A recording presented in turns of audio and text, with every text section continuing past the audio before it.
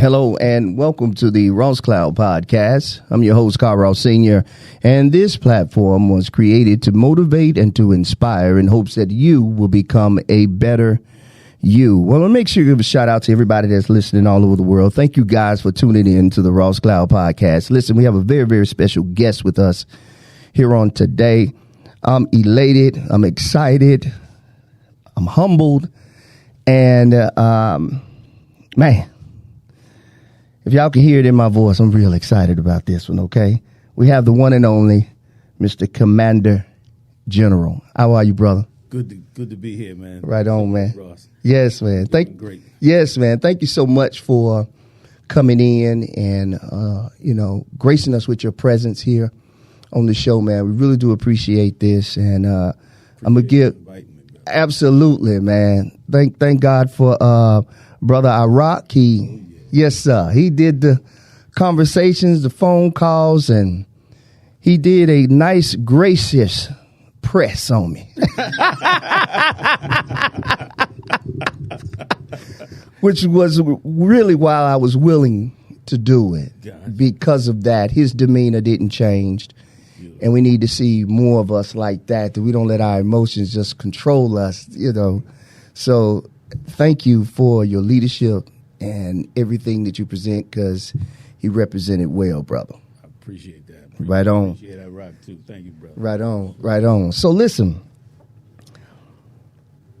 we're going to go ahead and get into the conversation. And I usually like to take the folks on a journey, if you would. And we don't have to talk much. You don't have to divulge of anything that you don't want to talk about, Commander. And so I want to get into the fact of, where did your awakening, or where did you find God? What was that journey like to get you to where you are now? It's a great story. Right on. I grew up in what was the Castle Hill Projects in the Bronx. And if you know anything about it, they nicknamed it Castle Hill Never Ran, Never Will. It was I grew up during the 60s and 70s. And right on. It was extremely violent, extremely dangerous and poverty-stricken area of the Bronx. And in that, I saw so many brothers and sisters lose their lives for nearly nothing. Yeah. For drugs and all of the little things that entrap us and destroy us. Yeah. And one day, a friend of mine invited me down to a small building in Harlem at 1 West 125th Street. Yeah. And he said, man, I'm telling you, these guys here can answer any question you ever want. Yeah. And me, my young, arrogant self at the time said, oh, really? I got to go see this. Yes, sir. I went down to that little school with the little wooden chairs, and there was a guy sitting up on a podium. And I was about to introduce myself, and he said, stop. Yeah. He said, before you say anything, I'm going to tell you something. He said, I want you to think of the hardest question you ever had about God and the Bible. And I want you to lay it on me tonight. And he said, and I guarantee you, I'm going to answer every question you ever had. Yeah. And he double challenged me, and it was on. Wow. And I sat in that little chair in that little room, and I questioned him about every single thought I ever had about God. And he answered every last one of them. And I went home that night, and I realized I found the truth. I found the truth in a little place. And I said, from then on, I'm going to dedicate my life to it, because I knew what was happening in the projects was only leading to death. Yes, sir. But so when I found the truth, I knew this could be the way to lead to life. So it switched me. I finally found a way to not see everybody go down into the drain. Yeah. And it became my life's work from that day on. Beautiful. I kept coming back to Harlem on that 6 train day and night. Yeah. And have gone on all over the world since then. Sure thing. Built an amazing, amazing organization because of it, through the grace and mercy of our Father in heaven. That's right.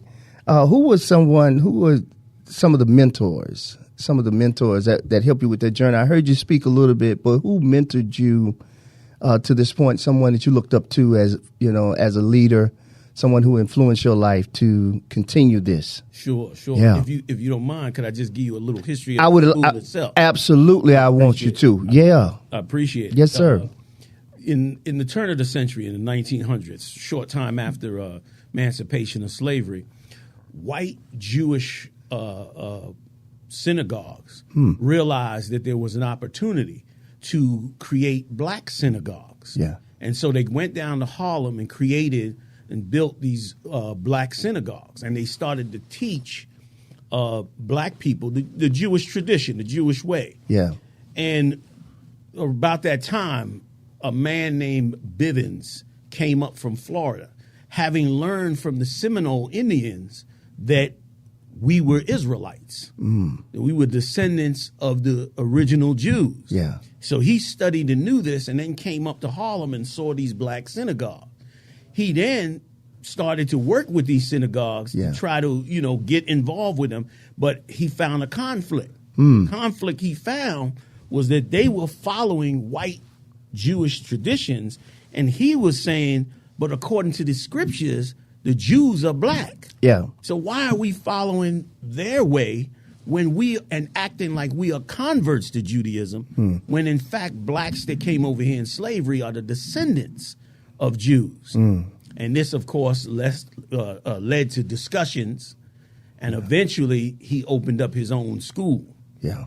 He was murdered for teaching what he's teaching, which is why we're so persistent on these street corners. Understood. Because he, being, a sincere, noble brother, got murdered by Muslims for teaching that we were not Arabs, but that in fact we were the descendants of the Hebrew slaves that were in Egypt and here again. Yeah. So he went on with that teaching. That led up to around 1963, 64. Yeah. After that, the Israelite School of Universal Practical Knowledge was established in 1969. Gotcha. By three amazing brothers who were students of Bivens, one by the name of Masha, another by the name of Ariyah, and another by the name of Yaiqua. We consider them three serious brothers who carried this truth, and all adopted Hebrew names and, surnames as Israel. Yeah. They then mentored me. And for 20 some odd years, I was one of their students who learned all the ways of the Israelite School of UPK, spread the gospel, taught, followed them anywhere they went. And then circa 2000, I became head, I think 2001, I became the head of the Israelite School of Universal Practical Knowledge. Gotcha. And I've been the head ever since. Gotcha. And I've carried it on. So those were my main mentors. There were others as well. Sure. But those were the main three that carried this gospel up until now. I love it, man. I love you. Thank you for that history moment, too. Thank you for that, man. Because, again, I knew nothing about this. I would see it, but I don't think I ever had questions. And I didn't even think of any questions at the time. When I first used to be approached by the brothers or them ministering on the streets, I didn't really, I guess, at some point in your life, you do say, hey, I've heard somebody say this before. And maybe you just was like, oh. Yeah. You just go about your day. Sure. And it's easy to do. Yeah. And so a couple of questions that I want to ask you is, there are three things that I would like for you to talk about, and that's the 12 tribes of Israel, the shofar, and the menorah. Okay. Could you tell us, we can start with the 12 tribes of Israel, because I like for this to be a teaching moment too. I understand. Yeah. So if you could talk to us about the 12 tribes of Israel, the shofar, and the menorah, however you want to build on that. Yeah. Have your way, brother. Okay. Yeah. Yes, sir. Well, the first thing is the Israelite School of UPK. We are strictly conservative about the Bible. We take the Bible seriously. We take everything literal unless clarified that it's metaphorical. Yes, sir. So we follow every law, statute, and commandment. Yeah. Now, during the time of Christ, he commissioned his disciples to bring back together the 12 tribes of Israel, which meant for you to do that, you had to go into the history. You had to figure out who they are, where they are, and where they were at. Yes, and sir. If you go into the history, at one point in our history, our kingdom split into two. Our kingdom broke apart into two. And then one half of that kingdom was eventually destroyed by the Assyrian Empire. Gotcha. When you go back into the history, King James Bible 1611, in the Apocrypha, it gives a clear description of where those Israelites went after they were brought into captivity in the Assyrian Empire. Yeah. They got on boats and ships and traveled all the way over to the Americas. They are what we know today as the indigenous people of this land. Yeah. When you go back into other records, like the accounts of Matazinus, and even some of the accounts of Christopher Columbus, when they arrived, those explorers arrived much later on. They found that the people that were living in these islands and in Central and South America were speaking Hebrew. And they would even greet them in Hebrew. And they would explain to them where they were at. They got clear maps of that. Roman Catholic Church, Spain has plenty of them. And they mapped out where these tribes were.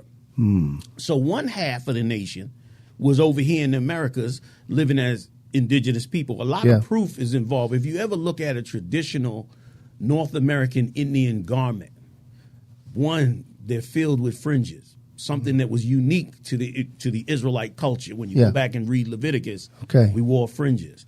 Borders of blue, which was one of our laws, is a common theme on North American Indian garments. Yes, sir. The shield of David, or what they call the star, but it's the shield of David, commonly known on North American Indian tradition.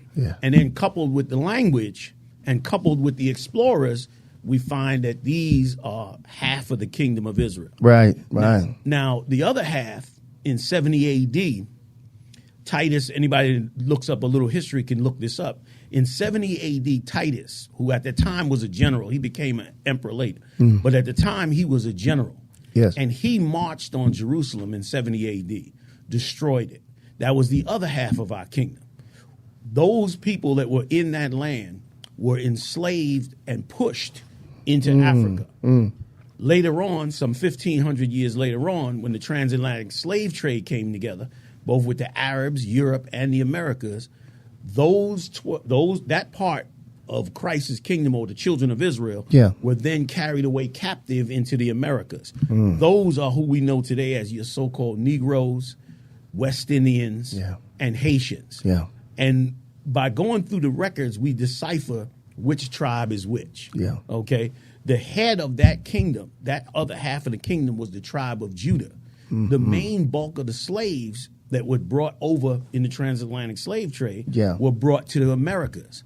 So blacks in America are direct biblical, ethnical descendants of the tribe of Judah.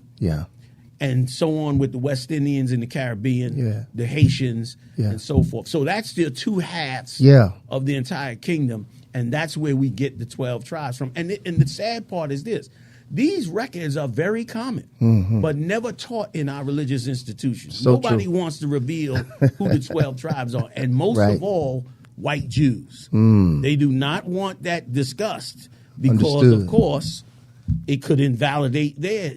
I see where you're going with that. Saying? Yes. There's a book out by Arthur Koestler called The 13th Tribe. And it's almost a play on words. Because he titled it to say, for whites to be Jews ethnically, there would have had to have been a 13th tribe, knowing that there were only 12. So in other words, he's basically saying, without saying, that there's no way that they are ethnically Jews.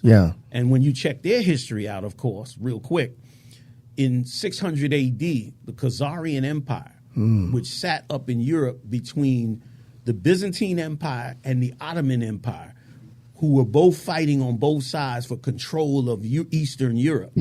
You had the Khazar Empire in between, 600 A.D., much around the time Muhammad was pushing north into Turkey and those areas. Understood. And so at that time, they had to keep their people together.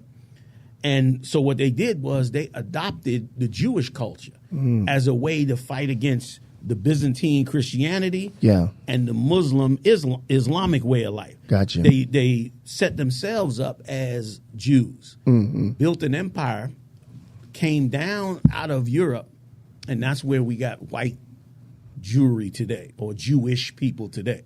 And so that's where those 12 tribes come from. Okay. And now we finally, after so many years, through the grace of Christ, have the truth on who they are. Yeah. That's good stuff, man. Before we go back to the shofar and the menorah, when I was thinking, as you were talking, man, it was like I could actually visualize the slave trade and how all of that went down. When you look at it on the map, it's self-explanatory. I mean, really, man, when you look at brother, when I was looking at it, I was like, okay, you got Puerto Rico, you got the islands, you got South America. When you come on around, and then you start connecting the dots. you really start connecting the dots and seeing who is who. Yeah. And right now in the Library of Congress, they have clear maps. Yeah, man. That the slaves they were taking were coming from different parts of Africa. Absolutely. Who were renamed after the 12 tribes. Right on. So why would Jews be naming cities in Africa? Yeah. It was because those Jews had come down into Africa hundreds of years before and came and were carried over here to the slave trade. And there are no Caucasians in the Middle East anyway.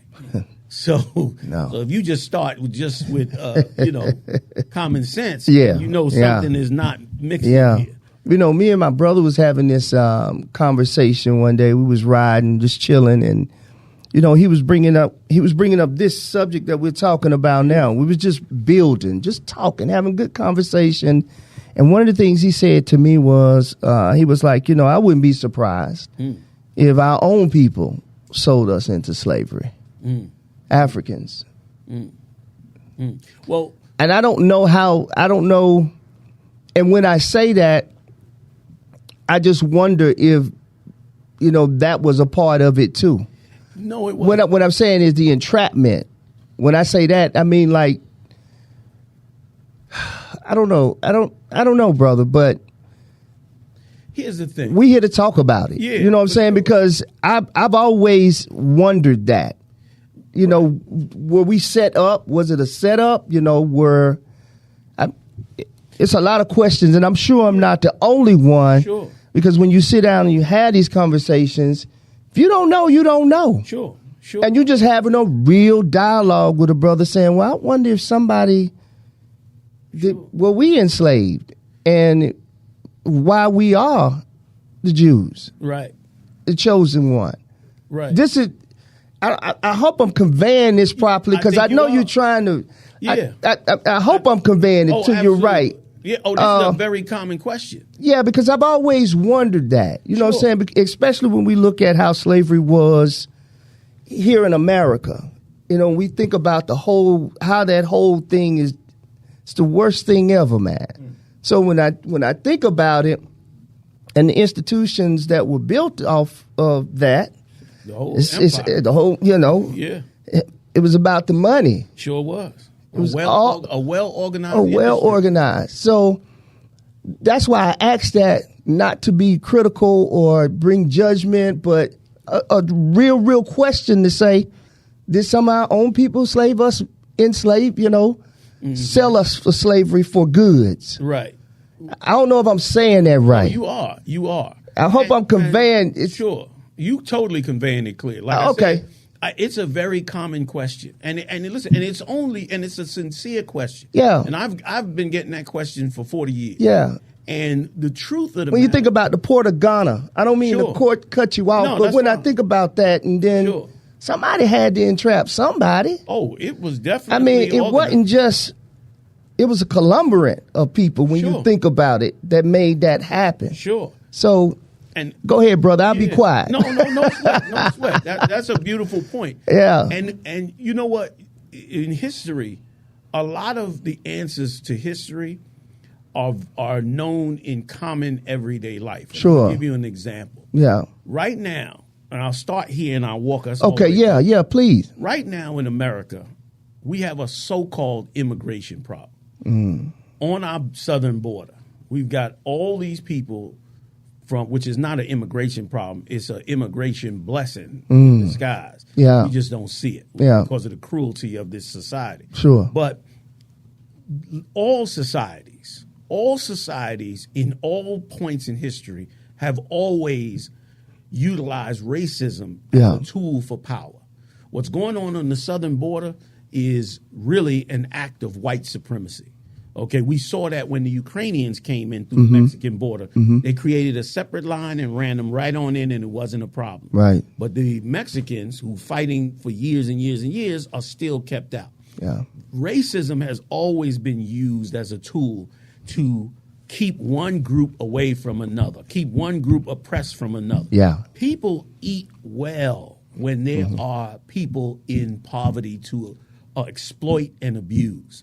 So now let's fall back to Africa and countries like Ghana and so forth. Yeah. When you go back to those countries, even today, many of those countries have 10, 12, 14, 15 different ethnic groups in the country. And they all have different languages, all have different cultures, and they will make it look to us in America like Africa is unified. When if you go to Africa like I did, you will see that they are completely ununified. Gotcha. That they are fighting damn near neighborhood to neighborhood. Right. And so when you go into the history of these countries, Ghana and so forth, right now the racism against American blacks in Ghana is reaching an all-time high. They want our money. They want Hollywood. They want, if you go over there from Hollywood, they will tell you are descendant of King Kayawaka or somebody. You understand? But if you come over there, you understand, and you ain't spending no money like Meek Mills, you're going to get robbed and they're going to take your wallet and you might have to run out of the daggone building. Great point. You understand? Great point. So we go back now to history. Let's wind it all the way back. Here, we know for a fact through Roman records that Titus marched on Jerusalem. We know for a fact that the Jews entered into Egypt, escaping that slaughter, and then eventually traveled further and further south as they were humiliated by the countries who were over them. As they moved all the way down to the west and southern parts of Africa, they were still experiencing racism just like you would in any country that you come to. Sure. Just because we the same color, skin color, doesn't mean you're going to be readily accepted. Right. Many of the Rastafarians found that out when they tried to go back and live in Ethiopia. They, the whole movement moved a ton of people back, and they almost wiped them out. And when they wiped them out, they sent them right back to the Caribbean broke after they had done it. So nations have always done this. So this was no different with us. Here we traveled into Africa with strangers, different culture, different language. They didn't just intermingle with us. Oh, we black, we all black. Intermingle. What they did was they plotted on us. And then when explorers came over from Europe and the Americas, here was an opportunity, a great opportunity to not only cleanse their country, but to make a ton of money as well. So what we experienced was Africans running into our villages, the Hebrews' villages, capturing Hebrews and bringing them out to the border into these trade. One reason these slave markets were on the coast was because the white explorers didn't come into the interiors of the country. It was too dangerous.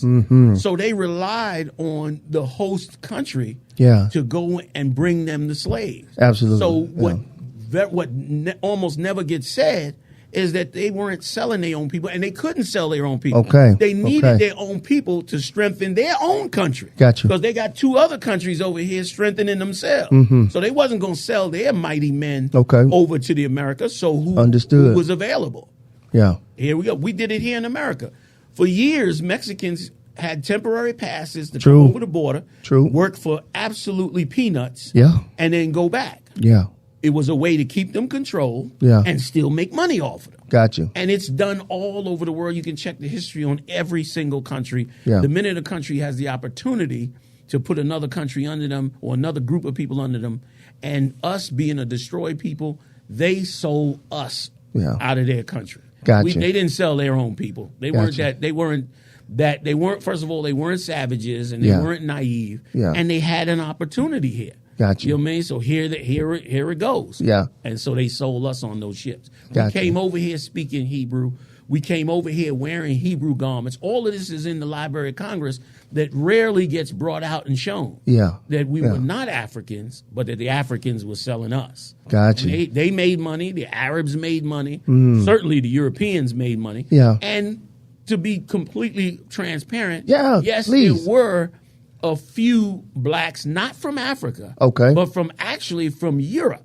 Got you. Who had prominent power and who got into the financial systems of those European countries and benefited off of the slave trade. There was a few that got in who were favorites and made money, just like today. You got wealthy blacks who, for a price, you know what I'm saying, will do whatever, adds to their coffers. Got you. So that's what it was. It's no real big mystery. Okay. They just got rid of the people that were in their country because they had an opportunity. Yeah. Man, thank you. No sweat. No, thank you for conveying that and articulating that too, brother. Well. Go ahead. Oh, no, if you want, I can go into the shofar. Yeah. Go ahead. Okay. A very, very important part of every group of people on this earth, very important part, is their security. Yeah. Any leader of any empire or country or state, security is always on their mind. Yes. You don't want to be invaded. You don't want your people taken away, your women raped, your children put into slavery. So you have to always have a security system. Yeah. And our security system in ancient times was the shofar. That was our way to warn the people. Yeah. We would get it, and we had a whole law and a whole set of sounds that we utilized to make sure that we, in fact, knew when danger was coming. We had sounds for gatherings, sounds for war, sounds for bringing in high holy days, sounds for knowing where the new moon was so that we could keep our calendars up to par. We had sounds for that. And so it became a very important part of Hebrew Israelite culture. Okay. Later on adopted by Jewish culture. Understood. You know what I mean? Understood. Yeah. And the menorah. And the menorah. Yeah. The menorah, which also is special because these things we're talking about are things that were ordered by the Lord himself. The Almighty ordered us when building the temple to build the menorah. And what the menorah is a 7-candle stick device set up, to light up the temple. Yeah. And the reason it was so important, one, of course, you needed light. Sure. There's no such thing as electricity. Right. But it was important, too, because the services of the Lord at that time, sacrifices and so forth, had to be done in a timely manner. It wasn't like you could say, well, we don't have no oil, so we're not going to carry out the Lord's business. You know what I mean? We're not going to sacrifice for sins and certain things. Sure. And so our menorah became a big part of what we did. And then it really became a big part of what we did to maintain the temple when the Greeks came in and attempted to overthrow us. When you go back and read about the Maccabean brothers, circa 138 AD, BC to AD, when you go back and look at the time that they ruled, the Greeks had come over and tried to wipe us out as a people, and almost did, and taking over Jerusalem and taking over the city of David and brought in Greek culture. Yeah, and the Hashmonean brothers got together, the Maccabean brothers got together, and went to war with the Greeks. Another part of black history that never gets discussed. Yeah, those biblical men fought the Greeks. Yeah, and conquered the Greeks and pushed the Greeks out of the Middle East, back into the Greek states. Yeah. And when they did that, they had to rebuild the temple. And when they had to not so much rebuild the temple, but rededicate it, meaning they had to clean it up from its Greek transformation. And a part of that transformation meant that they had to light that menorah for 7 days to clean up that temple and to represent that this temple was back, because the Greeks, of course, had taken everything out of it, partially burned it, and kept it pitch black. Yeah. And so that's why the menorah during these times, the what we call the high holy days, because of course anybody studying their history in the Bible, and the Bible, by the way, if I could just embellish a little sure, bit, please. The Bible is the greatest record ever left to man on this earth. Yeah. It is an amazing, amazing document. Yeah. It is the one document that can transform lives. And so it's so important for us to have, especially as black people. Yes. And it's such a shame that it speaks so much to us and to our color, literally. Oh, yeah. And it's said and taught that there's no color in the Bible. Oh, yeah. And so with that understanding, we get a good history of who we are and where we're going and where we should be. And because of it, we can grab back to these traditions, because the holidays we celebrate today, if we look at every single one in today's society, every single holiday is about ourselves. Christmas, about me getting gifts. Valentine's, about me getting gifts. Yeah. You know, these are holidays that support our own personal vanity. When in fact, the high holy days, or the holidays that are found in the Bible, are holidays where we reverence the Lord for things he did for us that otherwise could never have been done. A lot of people take lightly the book of Exodus and how we were taken out of Egypt. Living in America and having read about the Exodus of Egypt, I'm 40 years in the game, and I am still overwhelmed when I read the records of us in Exodus, simply because I know I'm living the exact same experience that the brothers and sisters lived under the tyranny of Egypt. And that tyranny is what has kept our mind from getting back to the Father and doing his will. And so by having his high holy days, we find out that we become much, much more appreciative to the great things he did. Imagine if tomorrow, if we woke up tomorrow and angels came down. This is just hypothetical. And angels came down and all of a sudden declared that we would have set up our own empire. Imagine the shock and the horror that we would go through. Imagine the transformation we would go through. But here's the amazing part. Imagine receiving our own identity, our own language, our own land, our own way of life. Imagine never being afraid to walk the street or get pulled over by a car, or to be redlined in a bank, or discriminated against in housing, or to be outright attacked by a police officer. Imagine that being gone and being able to master your identity. That's a big deal. Well, absolutely. Those are the days that we should thank the Lord for.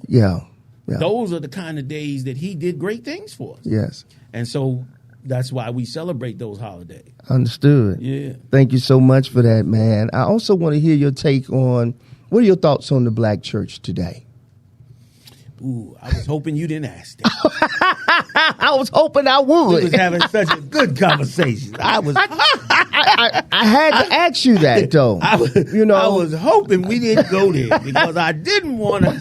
I'm in the South. I'm in the Bible Belt. I'm a New Yorker. I'm from outside. My vernacular has not always been the best. Listen, I have to be a little objective. But I see you have to scrutinize. I understand. You have to lay it to the line. But since you did, yes, sir, I will be equally honest. Okay, go right ahead, my brother. Today's church has become a nightmare. Sure, because of course, as no one has to. You don't have to read the Bible to see that it has become a big money scheme. But it is worse in this respect, that it has lost what it was needed for. When we came out of slavery, the church was needed for us to organize and gather. And the one, keep our morals. And the two, fight against those that were oppressing us. Unfortunately, we could have found our way to the scriptures and our identity and being the Hebrews. But instead, because we took on really white Christianity, we ended up being just like them. And we ended up losing those that would fight for us. The greatest crime that's ever been done to black people in modern day history is not the killing of slavery, is not the incarceration in prison, is not the drug addiction. The greatest crime ever done to black people in modern day history was the adaptation of integration. Integration, while praised today as the greatest thing that happened to us, actually became the greatest nightmare for us. And we got wiped out. Now we don't even have brothers who at least have a sense of the enemy and can fight to fight for us, because of course they now are fully enveloped in the idea that our solution comes from integrating. And so because of it, what happened? We began to accept everything. We got homosexuality. We got lesbianism. We got transsexualism. That'll be up there in a minute. We've got and then the ridiculous part about it is black and white churches are not integrated. No. Across this entire country, black not churches at all, are separate, white churches are separate. Yet the church idea and church preachers like Martin Luther King and others got together with this idea that we were going to integrate, and we lost everything. While we were taking on white Christianity, black businesses were being wiped out. While we were taking on, Christianity and the belief that Jesus died for everybody, we gave up all of our stance on all of our business. We lost our doctors, we lost our dentists, we lost our engineers, we lost the majority of our business people. You know what I mean? You can go to so many places. The brothers just took me to a Highway 147 in Durham. I'm ready to tattoo it on me. It's against the law to tattoo on me, so I ain't gonna do it. But he took me through there to see, in living color, something us in the North know little about, the wiping out of a black Wall Street. Oh, yes, sir. These are all a part of us willingly giving ourselves to these people. You also have the Wilmington Massacre too, as well. Wilmington Massacre. I can't wait to see that. Of course, Tulsa. Tulsa, the big one that everybody talks about. And the Durham one are just as big. And, just as big. The Wilmington one is I can't wait to get into, because that one was particularly egregious because it was a newspaper. It was our freedom of speech. It was our ability to speak out to the world, which is being censored right now with these social media sites. Absolutely. Here we go again. Right. So it's the same type of thing. And so it's so important. And again, where are the fighters at? But we do have to understand that Christ said this: go in the highways and byways, because in his words, they that were bidden to the supper shall not taste of it. And these preachers in these churches, they building them to the sky in size. The cars are getting bigger, the jewelry is getting flashier, but they are not bidden to this supper. So we had to go. Now you lead right into what has brought us onto these street corners. We out on these street corners because now for Christ to get what he wants, he now needs new men that's willing to not be sold out. And here we are. So I love it, man. I also love the fact that you alluded to everything that I pretty much have written down right here. Beautiful. So that means God's will was done. Because as I was writing, these are some of the things that I was going to ask you, but man, you nailed it, man. So much is killing us from the church. The church is adopting abortion. What's the total? How many they do a year? Last count? 300,000 black and Latino babies. It's a huge number. And the church is fully endorsing it. All the top preachers endorse it. All of them say a woman has the right. It's genocide.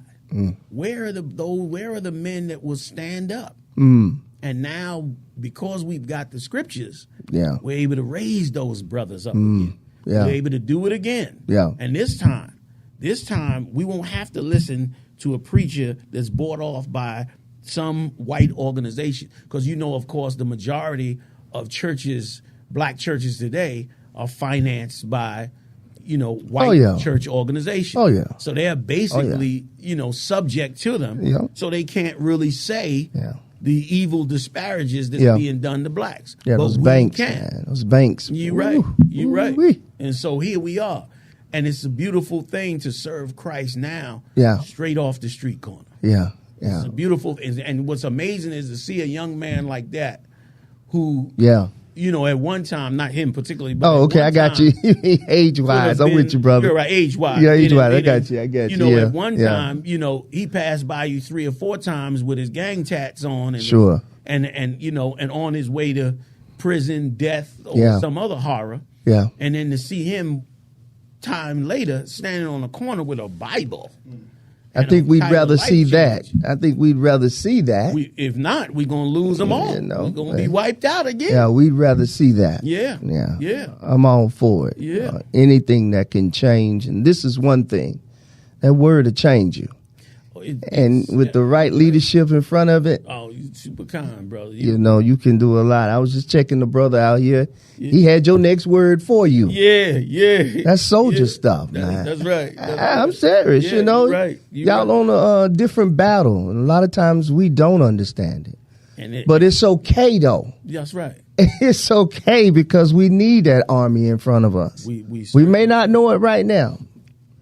But I love what you said on the interview. I heard you say these are perilous times. So, yeah, you got to be kind of radical with your message because this world is radical.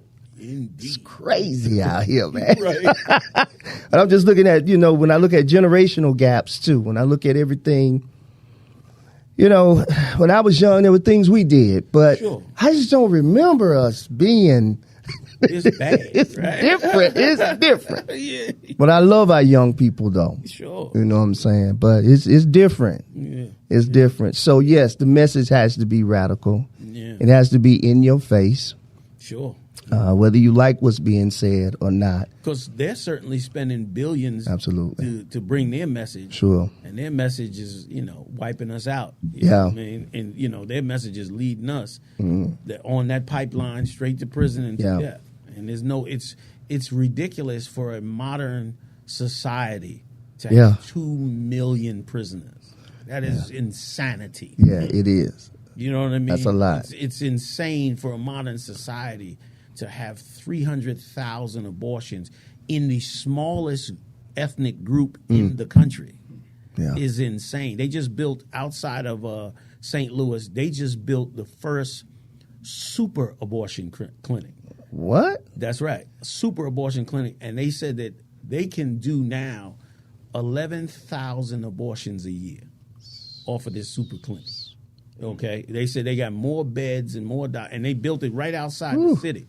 And it's like the size of like 5 abortion clinics at one time. And it's state-of-the-art incinerators for the babies and all that. And here's the other sad part about it, if I could. I don't mean to just cut all in. Man. But the other part about it is such a genocidal thing in this.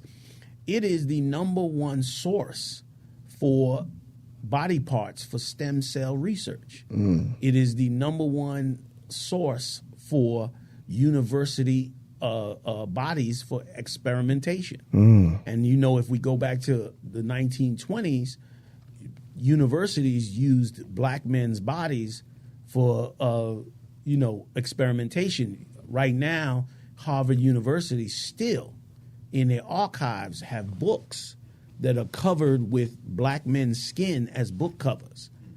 There are shoes right now in the museums at Yale University by doctors and professors who did experimentations that are made from black men's skin. And one particular doctor was quoted as saying he loves his nigger-made shoes because the skin is so soft and buttery. That's all he wore. And he was a doctor doing experiments and teaching other students how to do operations and experiments using black men's body. Like, we have become the food of this country. We are what they eat. Just the other day, I just got a report that, do you know that Mississippi, the state of Mississippi's prison system generates $3 billion a year. $3 billion. They're eating us. We're literally, they might as well cook us in an oven. Because they're literally eating us. And so in this time, in this perilous time, it's the best time for Christ's disciples to shine. And so we gonna shine. Yes, sir. And yes, sir. And that message, we will get that message too. Lord knows we good at that. We can argue that message, boy. We might piss you off, but you can argue it though. We can get that message to you. Eventually, you're gonna have to say, "What are they talking about?" Yeah, exactly, man. Exactly. Well, I'm gonna tell you, Commander General, I want to say thank you again. Pleasure's all. We got it. It's so much more, though, man. Sure. But we've got to do this again, sir. Definitely. I want to do this again. Some of the things that you was dropping so many jewels, and I had so many questions, and I kept looking at the time. I was listening to what the brother said. I said, I'm going to have to save them for next time. That's right. But thank you for this short time, and I'm looking forward to continuing this relationship. Definitely. As we continue to spread. This is a message of knowledge, of truth, and self-reflection too. Sure. You know, a lot of the things that you talk about, I pay attention. I started when the brother showed it to me. I think I probably watched quite a few of them. I went on and hit the subscribe button too, brother. Okay. I hit the subscribe button, brother, so I could really listen, grab my Bible, sit down, and really let this thing start kind of marinating. Because it's something about when you really go deep into it. You know what I'm saying? It changed. It literally, you have a life-changing moment. Sure. Literally. You know what I'm saying? Yeah. So I think the next time y'all do something, I definitely want to just pull up. Just to come pull up and just be in the midst of the brothers. Oh, that'd be great. Because I love the behind the scenes. I got a chance to see the General Commander General, appreciate it. Regular brother. That's all. And you love people. Oh, man. But you're going to tell them the truth, though. That's the only way to live. That's all I know. That's all we know. You know yes, what I'm sir. That's all we know. Yes. And again, for me personally, if I could just be personal for go ahead, bro. You know, seeing a young, once again, growing up again in the project, I never believed that anything could change. And I know that there are millions of our brothers and sisters out there that see black people in their element, in their worst elements in many cases, and say, you can't do nothing with these niggas. They ain't going to change. Right. I was one of them. But when I saw the power of going into the depth of these records, yes, sir, and I saw how relating it to us when I found out Christ was black. Yeah. You understand? And I saw brothers find out, and I saw how it put so much self-esteem in them. Man. And not just self-esteem to be vain, but self-esteem to have purpose. Yes, to man. have a reason to live. And when I saw that, to me myself, because I know I was 2 inches from losing everything in my life, I said, been there. That's a big gain for them. Yes, sir. Been there. So I'm hooked. Yes, sir. Hooked. Yes, sir. You know? This is beautiful, man. We could do this all day long. We will. At another time, though, brother. When we could do that. And just tell the people how they can follow you, you know, and what you got coming up next. Okay. ISUPK.com. That's ISUPK.com is our website. You can support us. You can donate to us. We have 50,000 videos on our website. Yeah. You can talk about and discuss any topic you want. You can sign up and get your own page. You can debate and be a part of the conversation. Yeah. Criticize and argue or whatever it is that you want to do. Right on. That's how you get in touch with us. Also, too, very, very important, April 1st, we got the Convention Center in Raleigh, North Carolina. We got Hebrew Israelites coming in from all over the world. Yeah. Europe, from the Caribbean, from Canada, from South America, and from all 50 states in the United States. Yes. I hope everybody would join us, man, on April 1st at sundown at the Raleigh Convention Center for the Lord's 54th Passover. We've been doing this 54 years as an organization. Beautiful. And so I pray everybody can make it out there, man. And it's going to be an experience like you never had before. Right on. Thousands of people from all over the world in one room and nobody fighting. That's beautiful, ain't it? That's right. Yes, sir. Okay. So listen, again, I want to say thank you again, Commander General, and all the brothers that came with you on today. I really do appreciate it. Thank you guys for coming in, man. Appreciate that, man. Appreciate you, bro. So listen, this is the Ross Cloud Podcast. I'm your host, Carl Ross Sr. Make it a great day and keep being great. Peace.